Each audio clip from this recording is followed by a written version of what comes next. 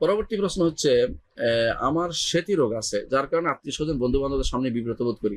তাই সেতী আক্রান্ত স্থান দুলো হাত পা যথাযথ ঢেকে রাখার চেষ্টা করি। এইভাবে সেতী আক্রান্ত জায়গা ঢেকে রাখা কি আল্লাহর ফয়সালা হতে অসুবিধা এখানে হচ্ছে? দয়া করে জানাবেন এবং উত্তম কিছু নসিহা দিবেন। এই রোগ থেকে উত্তরণে কি কি করতে পারি সুন্নাহ মতে।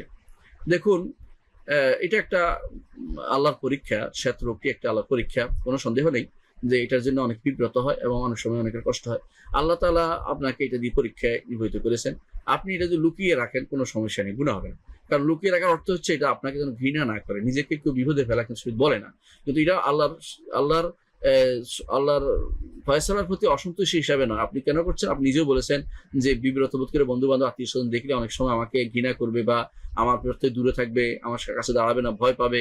এই সমস্ত কারণে আপনি যেটা করছেন, তো সেটা আপনি যদি ঢেকে রাখেন, ডাক করে রাখেন, সেটাতে কোনো দোষের কিছু হবে না।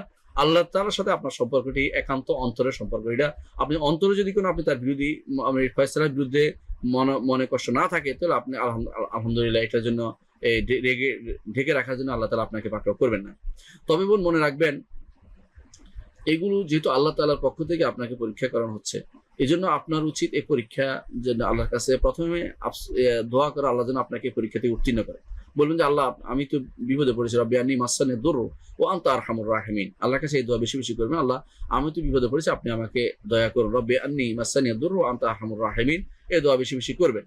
আরো বেশি আপনি যে কোনো দোয়া বিপদে পড়লে সেই দোয়াগুলি করবেন, যে সমস্ত বিপদের দোয়া আছে সেগুলি করতে পারবেন, কোনো সমস্যা নেই। সাধারণ দোয়া বাংলা ভাষায় করতে, আল্লাহ আমাকে এই বিপদ থেকে উদ্ধার করে, আমাকে ক্ষমা করুন, করতে পারবেন। এটা দোয়ার বিষয়, আল্লাহর কাছে চাইতে পারবেন, কোনো সমস্যা নেই। আল্লাহর সন্তুষ্টির বিরুদ্ধে নয় এটা, বরং আল্লাহ আপনি যা হয়েছে তা হয়েছে, এখন আল্লাহ আপনাকে উত্তরণ করে দিন, আমাকে বিপদ থেকে উদ্ধার করে দিন, বলতেই পারবেন, কোনো সমস্যা নেই। এখন আপনি আরেকটি জিনিস যেটা করবেন সেটা হচ্ছে, আপনি যে রাসূলুল্লাহ সাল্লাল্লাহু আলাইহি ওয়াসাল্লাম বলেছেন, হে কোরআনের যারা বিশ্বাসী, তোমাদের জন্য বলছি যে তোমরা ঔষধ গ্রহণ করো। কারণ আল্লাহ তাআলা এমন কোনো রোগ দেননি যার কোনো প্রতিষেধক দেননি। এই জন্য রোগ, এটা শ্বেত রোগ, এটা অসুখ, এটার একটা প্রতিষেধক আছে। যুগ যুগ ধরে আল্লাহ বিভিন্নভাবে সেটার ব্যবহার করে থাকে। যদি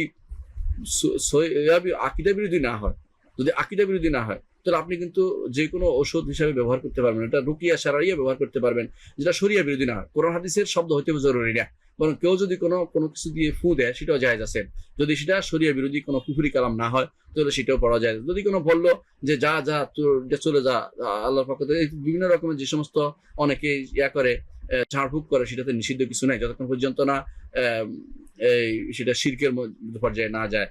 বরং শিরকের পর্যায়ে গেলে সেটা তখন আর করা যাবে না, বা কুফরি পর্যায়ে গেলে সেটাও করা যাবে না।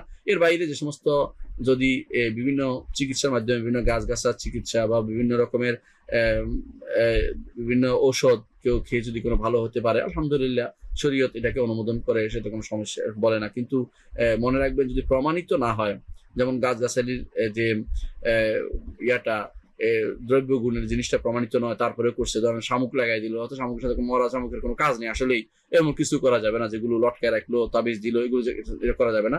তবে যেগুলো দ্রব্য গুণ আছে, কোনো ডাক্তার বলেছে, কোনো ব্যক্তি যারা পরীক্ষা করে বলছে দ্রব্য গুণ আছে, সেগুলি ব্যবহার করতে পারবেন। গাছ হোক, হোক, ঔষধ হোক, কোনো ট্যাবলেট হোক, অথবা ক্যাপসুল হোক, এগুলি ব্যবহার করতে পারবেন।